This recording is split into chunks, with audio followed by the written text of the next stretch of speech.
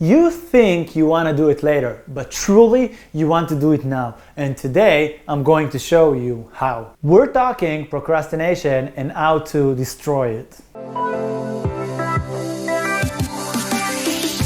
When we're talking about productivity, we have so much to cover, but on the end of the day, it's actually about two main things. The first is creating a productive and an effective and a great plan, and the second part is actually executing it. Sounds simple, right? Of course that if you are a human being who actually lives on Earth, you know it has more to it. And today we're going to discuss the two main reasons people actually plan to do something, decide to do something, but when it's time to do it, they put it off. They put it off for tomorrow, for next week, next month, or whenever. One of our problems is that both of those problems, both of those issues are actually called procrastination, but actually we have to discuss them separately because each and every one of them have a very different solution. If you try to use one solution on the wrong type of procrastination, you guessed it, it won't work. So we'll start with procrastination type 1. Type 1 is when you actually have a lot of things to do. You truly have tons of things to do, but your planning skills are simply not in the level to actually manage all the responsibilities you took upon yourself. In these cases of self-management overload, you actually have only two options, two good options. The first one is to take some responsibilities off of yourself, do less. But I assume you wouldn't want to do that, right? It is, however, sometimes the best decision to actually put stuff to later. But you should do it with self-awareness and with the ability to understand. You should not always schedule the task and procrastinate it. Simply say, okay, I'll get back to it in a few weeks or in a few months. And the second option is to basically keep on improving your self-management skills. And the more you'll better those skills, you'll be able to do more and feel less pressured and less overloaded, and so you'll be able to accomplish way more. I am actually working on a series of videos in this specific topic right now. So if you want to make sure that you're being updated every single time a new video is uploaded, simply click the subscribe button right next to this video and we will be able to stay in touch. But for now, I'll give you 2 tips to better manage yourself to stop procrastinating. Tip number 1, at least make weekly plans. Schedule a time just for yourself, preferably in the first day of the week, so you will be able to organize your entire week ahead.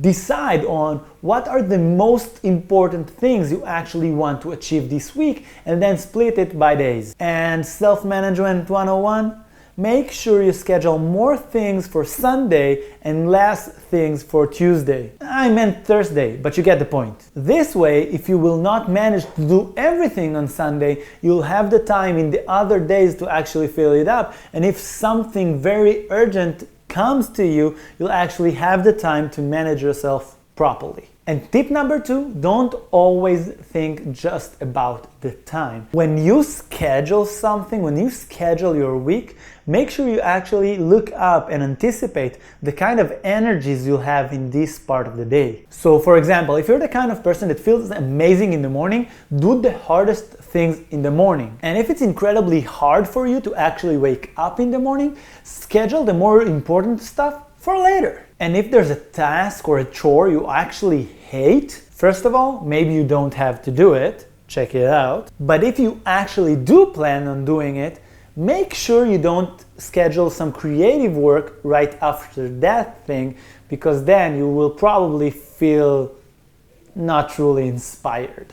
And now let's talk about procrastination type 2. You see, type 2 is the more evil one, is the evil of the two. And I say it's evil because it always exists somewhere.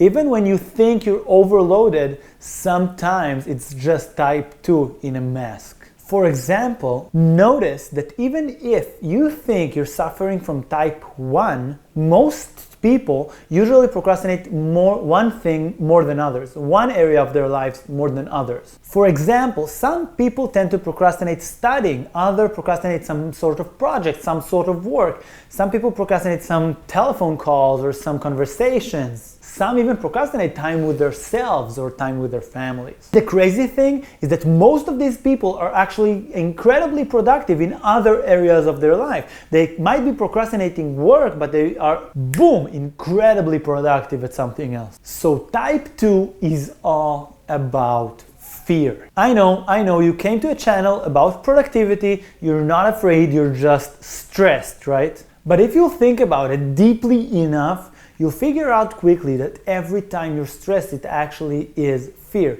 Fear is the root of all stress, because if you wouldn't think that something bad might happen, that something fearful might happen, you wouldn't have been stressed in the first place, right? So you might say, Gal, it's stupid, I'm not afraid to hit the gym, but wait a second, hear me out. You might not be afraid of completing the task itself, but you might be afraid of some real or imaginary consequences that might come after you completing this task. And while some people simply procrastinate working out or going to the gym because they don't want to be sweaty, because they feel like the pain of actually lifting weights, or the effort, which is very shallow, but think about it, they're afraid of being sweaty, afraid of being in pain, or afraid of the effort they have to put out. Some people have it even more deeply. For example, if I'll spend my time in a gym, some people might think I'm not working hard enough at my job or not spending enough time with my family or with my friends. So they might look negatively about it. So deep inside, we actually are afraid of criticism. Kinda deep, I know, but it's true. This is the reason, by the way, creative work is being procrastinated so often. Because even though we actually like to be creative, we like creating stuff, we are deep inside afraid of what other people might think about what we created. Trust me, after working with thousands of people, only a very few very psychologically special people are not afraid of criticism. And most of that kind of people are actually doing it out of resentment. And that's not a good place to be.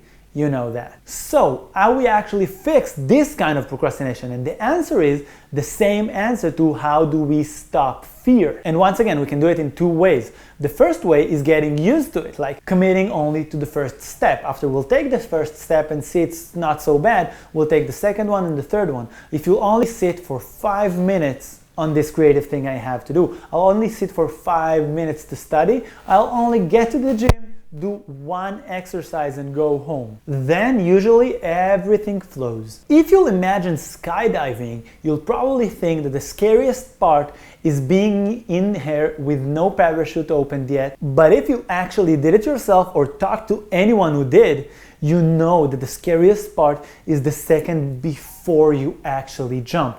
Straight after the jump, it's pure euphoria. The fear simply disappears. You see, when people procrastinate something, they usually associate the negative feelings not to starting but to completing the entire thing. If you only start, if you only commit, usually it will simply work. And the second way is to actually constantly develop your self-confidence, your inner self-confidence. I know you are confident and you are amazing, that's true, but we can always improve on that. You can do it, for example, but by continually facing your fears and overcoming them. In a video I uploaded just a few days ago about habits of productive people, I actually mentioned that working out, for example, makes you every time you work out, tap into your limitations and win them. And it actually builds up your self-confidence. And there are many other ways to do it, like giving compliments to yourself, like celebrating your achievements, and so much more. Or you can go deeper to actually identifying your limiting beliefs and limiting patterns and actually break them one by one. And I know you can do it tomorrow, but you might as well start right now. And I'll see you in the next video.